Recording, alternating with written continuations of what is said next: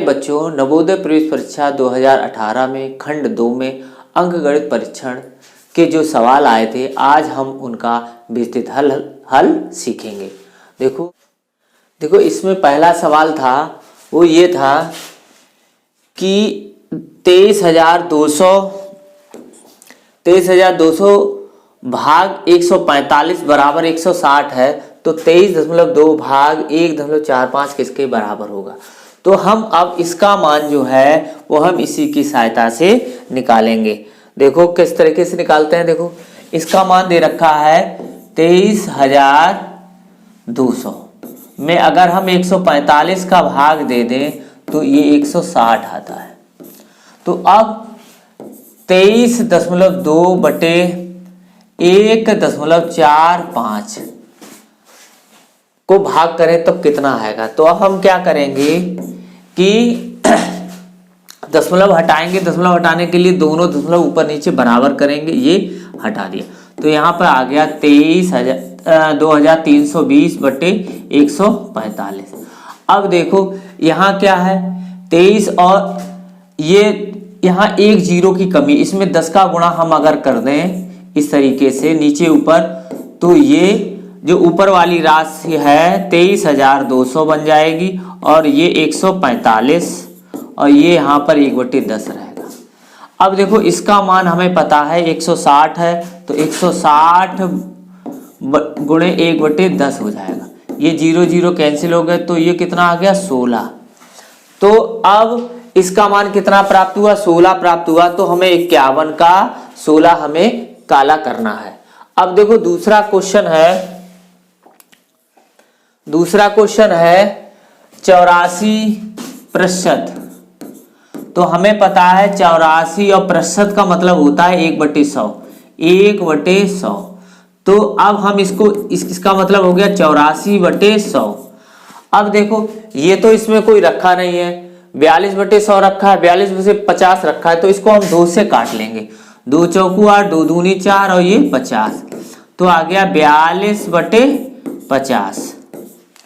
तो 42/50 ये देखो ये हमें मिल गया। तो 42 का हमें दूसरा काला करना है। अगला देखो, एक व्यक्ति ने एक टीवी 18,200 रुपए में खरीदी। उसने टीवी मरम्मत 1,800 रुपए खर्च कर दिए, यानी 18,200 रुपए में उसने खरीद के लाया, फिर उस पर मरम्मत के लिए 1,800 रुपए खर्च कर दिए। तो उसका सीपी कितना हो जाएगा, 18,200 में हम 1,800 और जोड़ दें तो ये इनका सीपी हो जाएगा। ऐसे जोड़ लेंगे 10 9 1 10 20,000। अब लाभ, अब वह है इसको कितने रुपए में बेचे कि उसे 3,000 रुपए का लाभ हो। तो 3,000 लाभ के लिए क्या एसपी कितना होना चाहिए ये पूछ रहा है। तो जब हम क्रय मूल्य में लाभ जोड़ देंगे तब हमें एसपी मिल जाएगा। तो 20,000 ये रहा और इसमें हमने 3,000 जोड़ दिए, तो ये हो जाएगा 23,000। 23,000 अगर उसका एसपी विक्रय मूल्य होगा तब उसे 3,000 रुपए का फायदा होगा। अगला देखते हैं। देखो अगला ये है 3,500 रुपए की राशि 6% वार्षिक ब्याज की दर से कितने वर्षों में साधारण ब्याज पर 4,130 रुपए हो जाएगी। देखो P बराबर दे रखा है 3,500, R बराबर दे रखा है 6% और T पूछा गया है और A बराबर दे रखा है 4,130 और साधारण ब्याज से ये इतने रुपए, A का मतलब है मिश्र धन, तो इतने रुपए हो जा रहा। तो सूत्र से हमने आपको बताया था साधारण ब्याज में A बराबर P1 + RT/100। ये साधारण ब्याज में अगर मिश्र धन दे रखा है तो हम ये वाला फार्मूला लगाते हैं। तो A बराबर 4130 बराबर 3,500 1 + R का मतलब 6 गुणे T/100। अब देखो ये नीचे आ जाएगा 4130/3,500। अब ये 1 + 6T/100, ये 0 0 कैंसिल हो गया। तो अब देखो अब 413 बटे 350, ये एक है वो इधर पक्षांतर हो जाएगा एक, तो यहाँ 6t बटे 100 हुआ। अब देखो इसमें हम घटा देंगे 413 में से 350 हम घटाएंगे बटे 350 बराबर 6t बटे 100। अब इसमें से हम 3 में से 0 घटाएंगे 3, फिर 41 में से 5 6 बचा 63 बच गया और 63 बचा। अब इसके बाद 350 यहाँ रहेंगे 6t बटे 100। अब देखो 7 नेम 63 और 7 पना 35, 50 हो गया, 50 दूनी 100 और 2 तियां 6, 3 त्रिका 9, तो t बराबर आया हमारा 3 वर्ष। तो कितना आएगा 3 वर्ष। तो हमें 3 वर्ष हम टिक करना है, तो ये कौन सा है, दूसरा नंबर का क्वेश्चन है, वो 3 वर्ष है। अगला क्वेश्चन देखते हैं। 76,076 को 13 से भाग देने पर भागफल आएगा। तो 13 से हम 76 इसको भाग देंगे, 76 0 76, 13 पंचे 65, 1 और फिर 1 फिर 0, 13 अट्ठे 104, तो कितना बचा 6, फिर हम 0 उतार लिया, अब 7, 13 पंचे 65, कितना बचा 2 और 6 यहाँ आया, ये उतार लिया, तो 13 दूनी 26। तो हमारा 5852 आया। 5852 कितना लिखा है, ये वाला लिखा, इसको हम काला करेंगे। अगला देखते हैं। देखो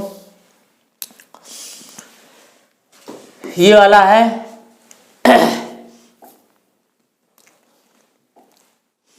9 तथा 7 दोनों का एक उभयनिष्ठ गुणनखंड संख्या a है। a का जो उभयनिष्ठ गुणनखंड है वो 9 भी है और 7 भी है, और a का मान जो है 1200 1300 के बीच में, सो संख्या a ज्ञात करना है। अब देखो 1200 1300 के बीच में ये संख्या नहीं है, तो ये नहीं होगी। अब देखो 9 से विभाजित होने का नियम क्या है, 9 से कोई संख्या तभी विभाजित होती है जब उसके अंकों का योगफल 9 से पूर्णतया विभाजित हो। तो हम देखते हैं, देखो कौन कौन सी 9 से विभाजित। देखो इसका योग 9 है, इसका भी 9 है, और इसका कितना 6 12 है 15 है, तो ये नहीं होगी। अब देखो अब इनमें देखना है कि 7 से कौन सी विभाजित होती, तो इसको हम करते हैं 7 से विभाजित। 1260 को 7 से विभाजित करते हैं, 7 एकम 7 तो 5 बचा, 7 अट्ठे 56, तो ये पूर्णतया विभाजित हो गया। तो हमारी कौन सी संख्या होगी, ये 56 का दूसरा होगी, जिसको हमें काला करना है। अब अगला देखते हैं 57। देखो 9 13, इसमें कितना जोड़ा गया 4, ये देखो 9 13 17 21 और 25, इसमें जोड़ा 4, इसमें 4, इसमें 4 और इसमें 4। तो अब 4 हमने जब जोड़ा, अब तो आगे हम 4 जोड़ेंगे तो कितना आएगा 29 आएगा। तो हमारा कौन सा सही होगा, ये वाला आंसर सही होगा। निम्न में से किन संख्याओं के बीच में केवल एक ही अभाज्य संख्या है। तो अब हमें 1 से लेकर 1 से 100 तक की हमें अभाज्य संख्याओं को हम याद कर लेंगे, ठीक है, लिख के याद कर लेंगे। तो हमें मिलेगी 90 और 100 के बीच में एक संख्या होती है 97 होती है, वो ही सिर्फ इसी के बीच में है, और इनमें आप लोग याद कर लोगे तो पता चल जाएगी किसमें कौन सी कितनी संख्या आई हुई है। तो इसका हम 58 का चौथा काला करेंगे। अब देखो 59 का हम देखेंगे। देखो ये इस तरीके से दे रखा है,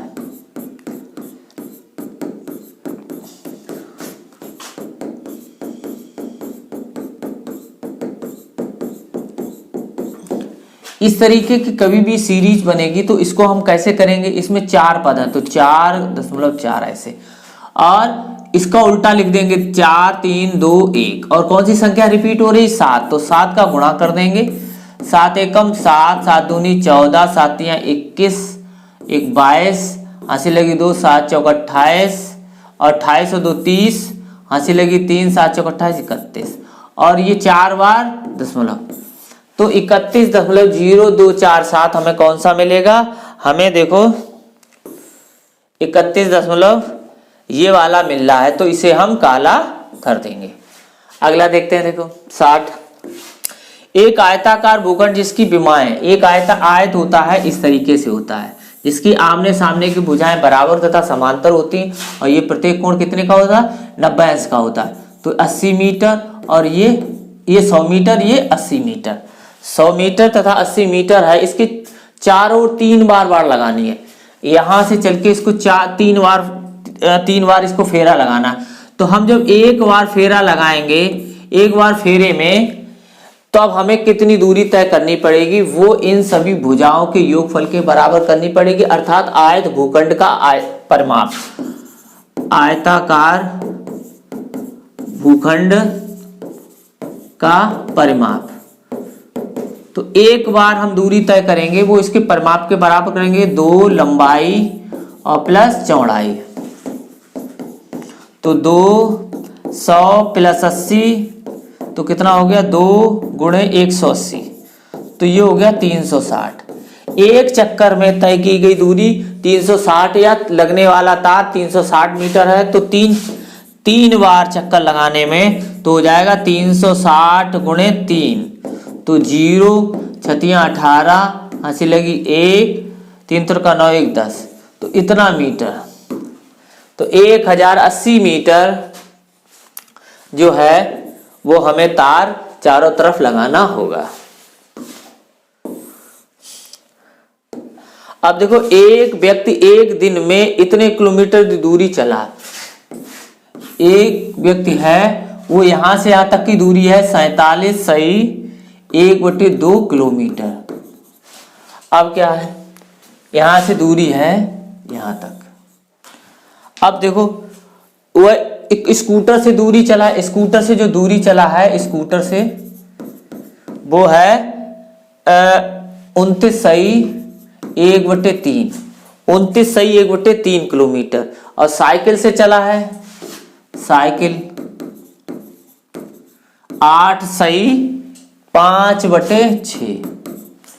और पैदल चला है, पैदल कितना चला है, x किलोमीटर हम मान लें। तो ये दूरी जो है वो कितने के बराबर होगी, 47 सही 1/2। तो कुल दूरी यानी कि 29, हम इनको सबको जोड़ दें, वो दूरी किसके बराबर हो जाएगी, 47 सही 1/2 के बराबर हो जाएगी। देखो, यहां से यहां तक की दूरी 47 सही 1/2 किलोमीटर है और इतनी दूरी चली। अब हम क्या करेंगे कि इसको उधर पक्षांतर कर देंगे। तो x बराबर 47 1/2 माइनस 29 1/3, जी 29 सही 1/3 माइनस 8 सही 5/6। अब इनको हम तोड़ लेंगे, 47 plus 1/2 minus 29 minus 1/3 minus 8 minus 5/6। इस तरीके से लिख सकते हैं। अगर x/y ऐसे लिखा हुआ है तो हम इसको ऐसे भी लिख सकते हैं, ये वाला हम इस तरीके से लिख सकते हैं। तो अब देखो, ये पूर्णांक हम हल करेंगे। तो 47 में से हम कितना करेंगे, 29 37 और 1/2 माइनस 1/3 माइनस 5/6। अब देखो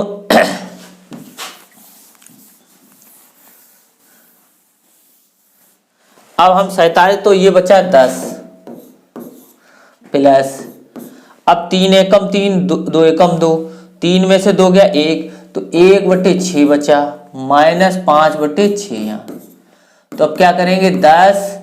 अब देखो 6 में से 5 घटाएंगे, 1 में से ऐसे घटा लो, 1 माइनस 5/6, तो कितना हो जाएगा, तो 10 प्लस यहाँ माइनस बचेगा तो माइनस 4/6, तो 2 दूनी 4 2 तियां 6।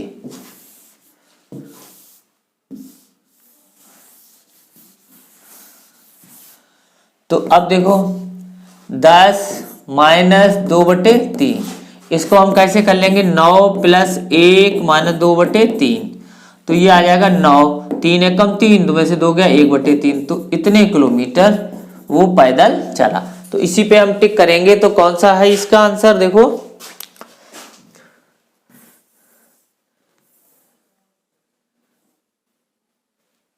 देखो ये है 9 1/3 किलोमीटर है, तो इस पर हम टिक कर देंगे। अगला देखते हैं, देखो 62 12 पुरुष का मतलब 12 मेल और 15 फीमेल बराबर है, ये 21 दिन में कोई काम करते हैं। तो अब देखो हमें निकालना है 6 पुरुष बराबर, तो 6 पुरुष इसका आधा हो गया, तो 6m बराबर 15/2f। ठीक है, ये हमने, अब हमें 6m प्लस 10 फीमेल कितने के बराबर होंगे, 6m बराबर 15/2 और ये 10, तो 10 दूनी 20 35/2 फीमेल हो गई। ठीक है, अब देखो हम सूत्र लगाएंगे। औरत में हमने बदला है तो m1 d1 m2 d2, तो m1 का मान कितना है, देखो m1 का मान, m1 औरत के लिए ले रहे हैं तो यहाँ पर है 15 गुणे d1 है 21 और ये है 35/2 गुणे d2 हमें निकालना है।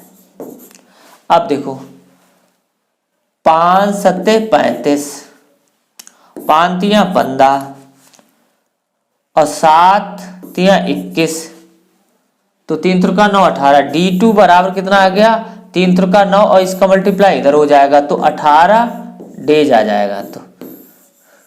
तो हमारा 18 कहाँ लिखा हुआ है, ये लिखा हुआ है, तो इसको हम यहीं पर टिक करेंगे। अगला देखते हैं, देखो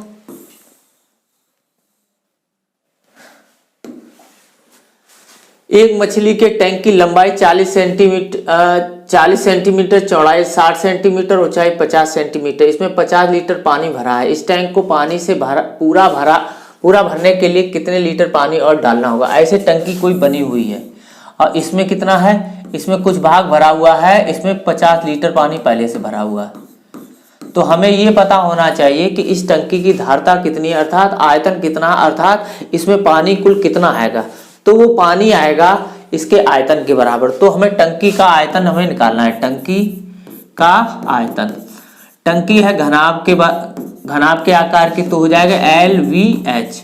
L का मान कितना है, देखो 40 गुणे 60 गुणे 50, तो ये 3 जीरो ये आ गए, 56 30 ये आ गए, 3 4 3 12, इतने घन सेंटीमीटर आया। लेकिन हम जानते हैं कि 1000 घन सेंटीमीटर बराबर कितना होता है, 1 लीटर। ठीक है, तो अब हम इसको लीटर में बदल लेंगे, तो 1000 का भाग कर देंगे, ये लीटर में हो गया, तो ये 3 जीरो इससे कट जाएंगे, तो 120 लीटर की टंकी है। कितने लीटर की, 120 लीटर की टंकी है। अब इसमें 50 लीटर भरा है, तो इसमें कितना और डालना होगा, 70 लीटर और डालना होगा। वो कैसे, 120 में से हम 50 घटा देंगे तो कितना आ जाएगा, 70 आ जाएगा, तो हम 70 लीटर पर काला कर देंगे। आगे देखते हैं, देखो एक स्टोर 5 सेवों के पैकेट को 25 रुपया में तथा एक सेब 6 रुपया में बेचता है। यदि एक औरत ने 25 सेब खरीदती है तो उसे कितनी राशि देनी होगी, तो हमें ये निकालना है। तो 27 सेबों को हम क्या बदलेंगे, 27 सेबों को पैकेट में बदल लेंगे, और देखो 5 का भाग इसमें देंगे 27 में, तो 5 पचम 25, तो ये 2 आए, तो ये 5 पैकेट प्लस 2 सेब लेगी, और एक पैकेट का मूल्य है 25 रुपया और एक सेब का मूल्य है 6 रुपया, तो 25 पंचे 125 प्लस 12, तो कितना आ जाएगा, 137 आ जाएगा। तो वो औरत 137 रुपया दुकानदार को या स्टोर वाले को देगी, तो हमें ये काला करना है। आगे देखते हैं, काकू ने बक्सी से 7 अंक कम पाए जबकि रमन ने काकू से 3 अंक अधिक पाए। यदि उनके कुल प्राप्तांक यानी तीनों के प्राप्तांक 76 है तो रमन कितने अंक मिले। तो अब ये इसको देखते हैं, देखो लिखते हैं काकू के लिए के, काकू ने कितने बख्शीश पाए, बख्शीश के लिए भी 7 अंक कम पाए, देखो 7 अंक कम पाए। अब देखो रमन ने काकू से 3 अंक अधिक पाए। ठीक है, तो के का मान हम इसमें रख लेंगे। तो के का मान है b माइनस 7 प्लस 3, तो कितना हो जाएगा b माइनस 4। तो r बराबर हो गया b माइनस 4 और एक ये समीकरण हो गया। अब देखो तीनों के अंक कितने हैं, काकू, बक्सी और रमन को कुल कितने अंक प्राप्त हुए, 76। तो के का मान यहाँ कितना है b माइनस 7। बक्सी के प्राप्तांक b और r रमन के कितने हैं b माइनस 4, तो ये 76 आ गए। तो ये 3b हो गया और ये कितना हो गया 7 4 11, तो 11 बराबर 76। तो 3b बराबर 86, तो b बराबर 3 दूनी 6 सॉरी 87, ये 87 हो गया और 3 नेम 27। अब बक्सी को 29 अंक मिले। अब हमें निकालना कितने, रमन का। तो रमन को कितने, हम रमन को इसमें रख दें। तो रमन r बराबर 29 माइनस 4, तो कितना आ जाएगा 25। तो रमन को जो मिले अंक हैं वो कितने हैं, 25 हैं। तो हम 25 पर ये काला कर देंगे। अगला देखते हैं, देखो देखो नीचे जो दे रखा है वो चार्ट एक अधूरा दंड आरेख 5 दिनों के बर्गर बेचने वाली बिक्री बर्गरों की संख्या को दर्शाता है।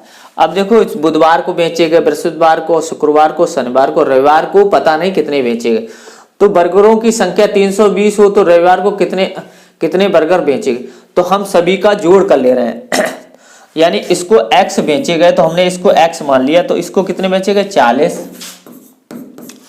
इसको देखो दिखाए गए 60 और शुक्रवार को 80 और शनिवार को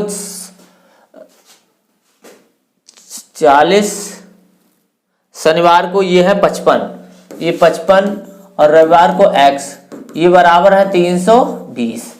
तो अभी इनको जोड़ लेंगे कितना आ जाएगा, देखो 100 180, 180 प्लस 55 प्लस x बराबर 320। ये 5 8 5 13, ये 23 हो गया, प्लस x बराबर 320। तो x बराबर 320 ऐसे हम घटा लेंगे, कितना बचा 5, 11 में से 3 गया 8 और ये तो 85। तो 85 बर्गर बेचे गए थे। 85 रविवार को कितने बर्गर बेचे गए थे, 85 बर्गर बेचे गए थे। अगला देखते हैं, देखो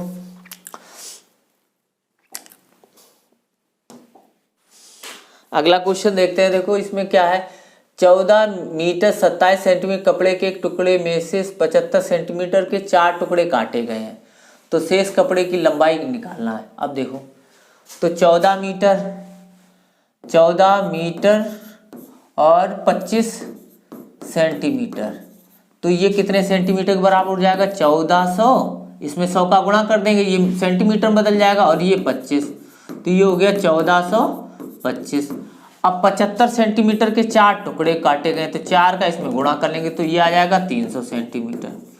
अब इसमें से हम घटा देंगे तो 13, जब 1425 में से 300 ऐसे हम घटा देंगे तो बचेगा 25 और 11, तो ये 11 कितना हो जाएगा, ऐसे में 11 मीटर और 25 सेंटीमीटर कपड़ा शेष रहेगा। तो हम इस पे टिक कर देंगे। अगला देखते हैं, देखो अब इसमें देखो क्या है, चित्रालेख एक नर्सरी द्वारा सोमवार से शुक्रवार तक बेचे गए पौधों की संख्या को दर्शाता है। सोमवार, मंगलवार, बुधवार, बृहस्पतिवार, शुक्रवार। तो अब एक पौधा बराबर 20 है, तो हम सबको पहले जोड़ लेते हैं। इसमें कितने हैं, 2 हैं, इसमें 4 हैं, इसमें 5 हैं, इसमें 3 है, इसमें 5 है। तो इनको जोड़ते हैं, 2 4 और 5 और 3 और 5, तो 5 5 10 और 3 13 और 4 17, 17 और 2 19 हुआ। अब एक पौधा बराबर, ये पौधा बराबर जो दे रखा है वो 20 पौधों को दे रखा है, तो 20 का इसमें गुणा कर देंगे तो 0 19 दूनी 38, तो 380 पौधे सोमवार से शुक्रवार तक बेचे गए। अगला देखते हैं, देखो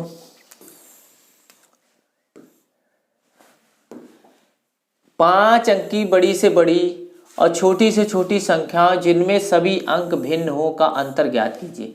अब हमें पता है कि कोई भी बड़ी से बड़ी संख्या है वो ये होती है 5 अंकों की, और छोटी से छोटी ये होती है। लेकिन इसमें क्या बोला गया, सभी अंक भिन्न हो, इसमें क्या समान है।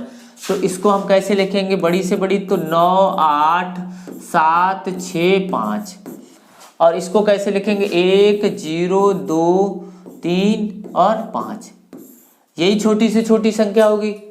ठीक है, सभी अंक भिन्न हो तो हम इसको घटा लेंगे 0 3 5 8 8, तो 88 530, 88 500 और सॉरी यहाँ पर ये 4 होना चाहिए, ये 4 तो यहाँ 1 रहेगा, तो 88 531, ये 88 531 ही काला हम करेंगे। अगला देखते हैं, देखो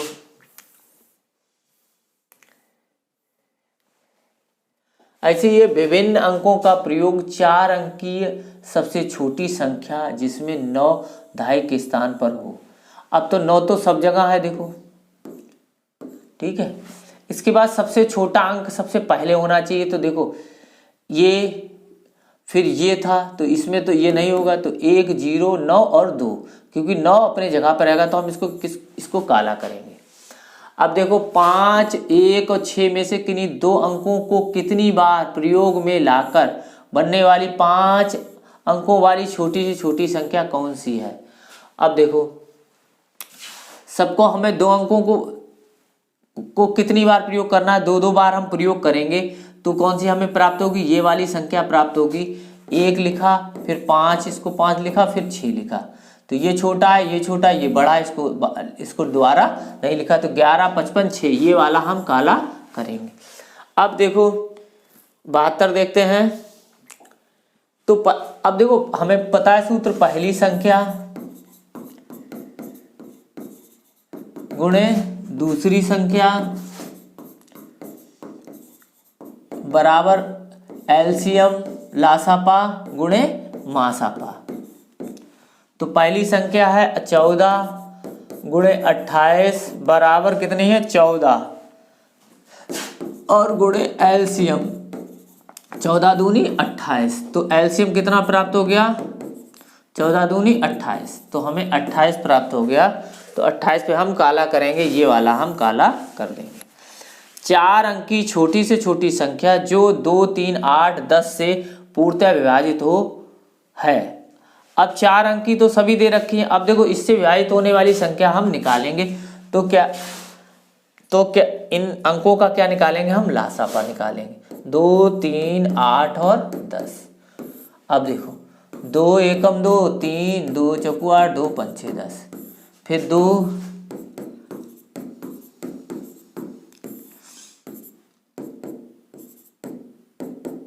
तो कितना आ जाएगा 5 3 15, 15 दूनी 30, 30 दूनी 60, 60 दूनी 120। 120 एक ऐसी संख्या है जो 2 3 8 और 10 से पूर्णतया विभाजित होगी। अब इससे कौन सी संख्या विभाजित है वो हमें निकालना है। तो अब देखो अब ये कौन सी संख्या विभाजित होगी, तो 120 से, अब हम 120 से इनमें भाग करेंगे। तो देखो 120 से भाग करने के लिए 120, तो देखो ये वाली संख्या हम इससे विभाजित करेंगे। अब 120 इससे कटेगा नहीं, ठीक है, तो ये तो होगी नहीं। 12 8 96, 12 9 108, 8 96 तो कटेगी नहीं। ऐसी देखो 1060 ये भी नहीं कटेगी, ठीक है। अब देखो अब ये देखते हैं, आगे वाली देखते हैं 1080 को हम 120 से काटेंगे तो हम कैसे कटेगी, देखो 12 5 60 12 6 12 7 84 12 8 96 12 9 108, 12 9 108 होता है, तो इसलिए ये वाली पूर्णतः विभाजित हो जाएगी, तो इसी को हम काला करेंगे। अब देखो अगला है, दो संख्याओं का गुणनफल इतना है, यदि एक संख्या दूसरी संख्या की 3 गुनी है तो बड़ी संख्या बताइए। तो a और b कोई है, इनमें क्या है, एक संख्या है वो दूसरी संख्या से 3 गुनी, ये 3 है तब एक ये है। अब देखो तो बड़ी संख्या बताई इन दोनों को, तो a हम मान लें 3x है और b मान लें x है, और इनका गुणा है a गुणे b बराबर दे रखा है 18.75। तो अब हम a का मान 3x गुणे x बराबर 18.75, तो ये हो जाएगा एक्स स्क्वायर बराबर 18.75 बटे 3 तिछक 18, और ये इतना आ गया। तो x बराबर आ जाएगा 2.5। जब हम इनका वर्गमूल ले लेंगे तो ये आएगा x बराबर 2.5। अब हमें बड़ी संख्या निकालना, तो बड़ी संख्या ये थी, तो 3 गुणे 2.5 तो कितना आ जाएगा 25×75 7.5 आएगा। तो 7.5 कहाँ रखा हुआ है, ये वाली बड़ी संख्या होगी। अब देखो इतना रखा हुआ है कि बराबर है, अब इसमें 0 का मल्टीप्लाई हो गया है, तो ये सभी संख्या कैसे हो जाएगा, 0 हो जाएगा, इसलिए हम इसको काला करेंगे। तो बच्चों आज का वीडियो कैसा लगा कमेंट कर अवश्य बताएं, और इसको बहुत अच्छे से तैयार कर लें, जिससे आगे वाले आगामी परीक्षा में आप इन प्रश्नों को हल